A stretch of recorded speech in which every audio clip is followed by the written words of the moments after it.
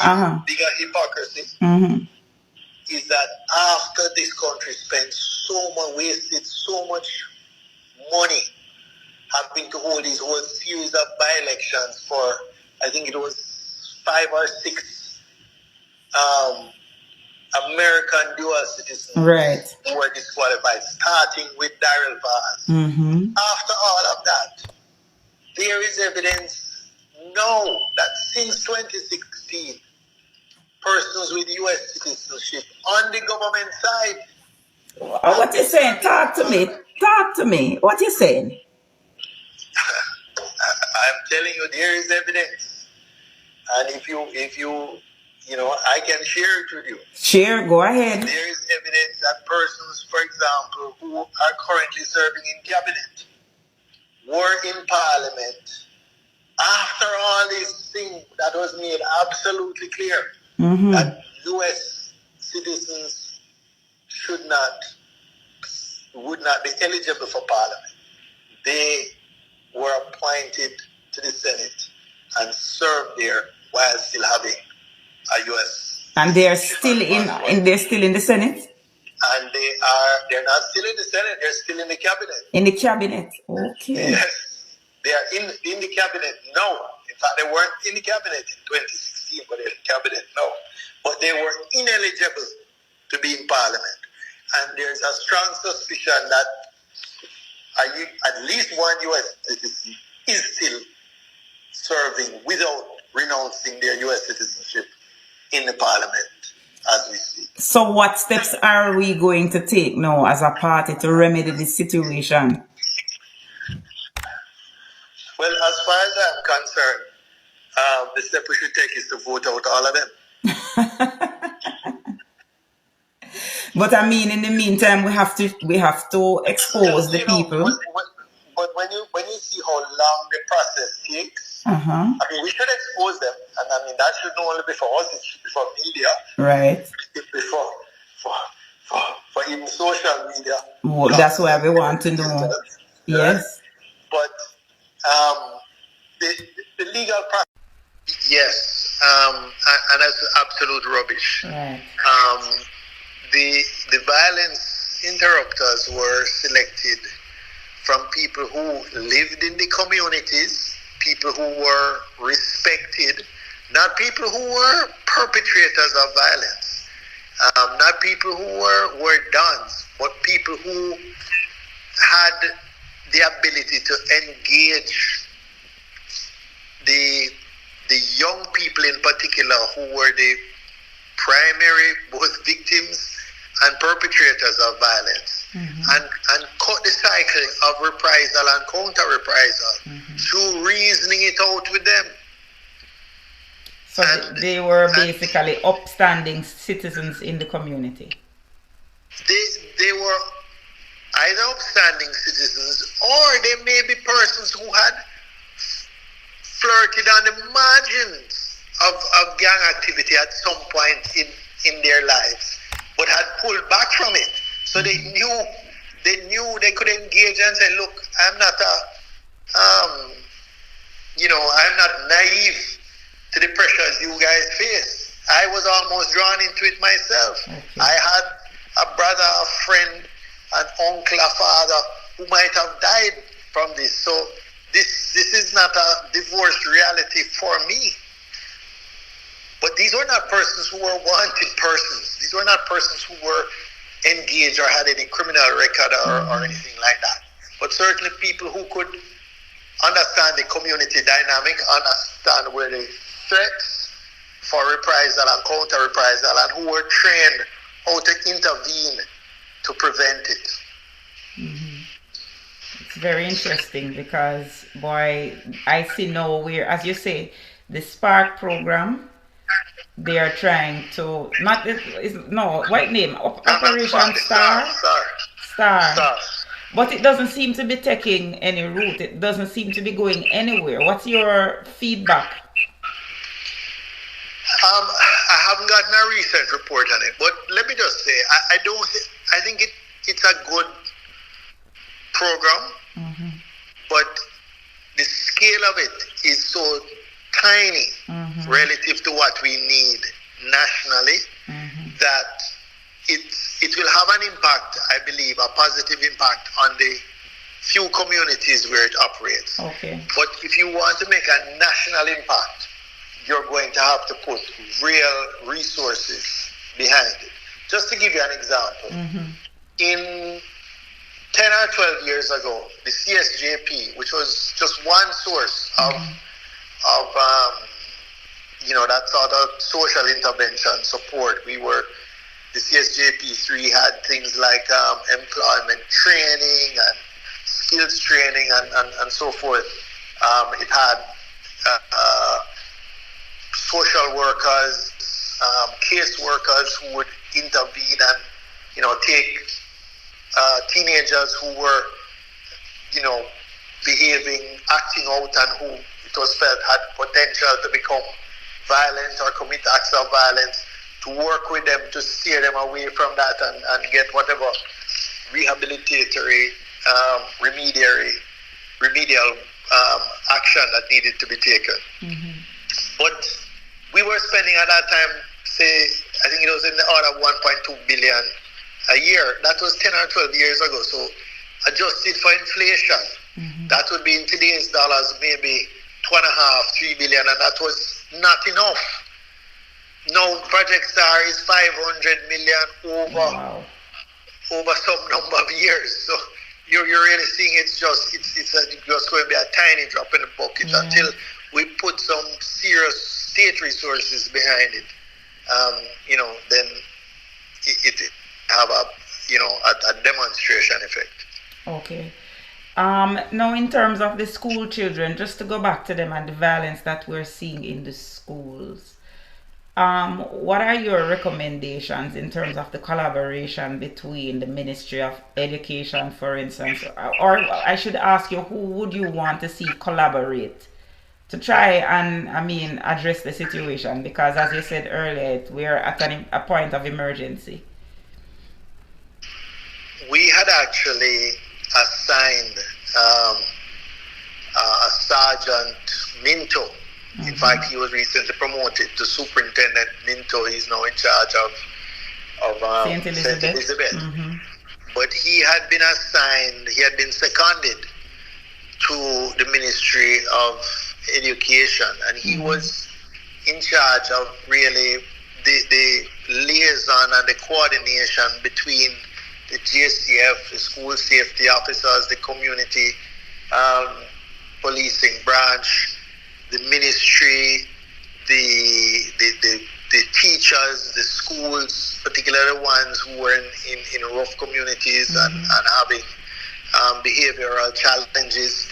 As I said, he had the full support of Minister Thwaites, who really was one of my strongest partners in the because we recognize that school is probably the only state agency or the Ministry of Education through schools that interacts with every single Jamaican at some point. Yeah. So you can't miss the opportunity to re-socialize those who didn't get properly or adequately socialized, whether in the family level, at the community level, wherever they missed it. I remember when I was, going to school, there were a lot of kids whose parents had migrated, but they had a grandfather or grandmother who played that role for them. And if those who didn't had a teacher who played that role for them, so they still got the adequate love and socialization and care. But today, we don't see that in every situation. We see kids who are essentially parenting themselves. Yeah. And we see some parents who are no better than the kids. That's true. And so we have to recognize that reality and use the institution of the schools to play a wider role than just delivering a curriculum, really creating productive, peaceful citizens for the country. All right. Now, we're going to talk now about the elephant in the room, which is what everybody is talking about, the biggest distraction about the comrade leader's citizenship. Now, you had come out and basically chastised Daryl Vaz. Now, before we even talk about Vaz, let us talk about the fact that so many of the labor rights are actually dual citizens themselves. We want to talk about that and the hypocrisy of what they are trying to do now. Well, the first thing, you're well enough to recall that we went through this in the 2007 to about the 2011 period, where the matter of eligibility for parliament was fully ventilated, not just in public discourse, but in the courts. Right. And what was clear was that, one, to be eligible to sit in, or to be eligible to be a candidate for election or appointment to parliament, all you needed was to be a Commonwealth citizen, ordinarily, to be over 21 years of age, to be a Commonwealth citizen and ordinarily resident in Jamaica for the previous 12 months. Now, when you read that, you don't even need to be a Jamaican technically. Right. Just a Commonwealth citizen. So a Bayesian could come to Jamaica, live here for 12 months, register to vote. He could vote in an election, or he could offer himself to be an MP, or he could be appointed to the Senate. That's all the 1962 Constitution required. However, non-Commonwealth citizens were not so eligible. And if you were a dual citizen with a non-Commonwealth country, you were not so eligible. So it's really a non-issue. As far as I know, and I can't speak authoritatively whether he had renounced or not, but I never heard of it. Michael Manley would have qualified for British citizenship by descent through his mother. Right. Michael Peart, who was Speaker of the House, he was born in the UK and had British dual citizenship. There was no issue made of it. Samuda has been in the Senate for many years. Matthew Samuda, no issue made of it. The president of the Senate, I know at least at one time was a dual citizen. I don't know his status now. But many people, and there have been people on our side as well who have been, married to a foreign person and would have got a citizenship through marriage, and so on. It has never been an issue as long as it was the Commonwealth country. So in 2011, Andrew Holness declared that he was in favor of dual citizens sitting in Parliament, but without the restriction of being Commonwealth. Fast forward to the CRC's report. Right. The Constitutional Reform Committee, they recommended that dual citizens, without restriction, be allowed to sit in Parliament. In fact, the president, who would be the head of state, the most senior, their recommendation didn't even require him to be a Jamaican by birth. Yeah. He could be a Jamaican by descent, right? So this about face that they've now taken to just suddenly say, well, it's fine for everybody else, but not for the person who is about to take away my job, is self-serving. It's self-serving hypocrisy as far as I'm concerned. And, I am quite happy if we want to have as part of the whole discussion and debate on dual citizenship, or rather constitutional reform, to say, do we want to identify certain offices that we don't want dual citizens, just Jamaicans solely, to occupy? We can have that discussion, and I think there can be legitimate arguments made, but it certainly wouldn't only be one office. It couldn't only be Prime Minister. Definitely not. It should apply to everyone in the cabinet, because the Prime Minister, Can be anybody from can be anybody from Parliament, but not only that, but the ultimate decision-making body is the cabinet in the executive, not the Prime Minister as an individual. It's the cabinet acting collectively, right? So, to my mind, nobody who is Minister of National Security should then be, if we're saying we want no divided loyalty, then nobody in cabinet, certainly nobody who is Minister of National Security, nobody who is Minister of Foreign Affairs, should we have our Chief of Defense Staff have divided loyalty? No. Exactly. The Commissioner of Police? No.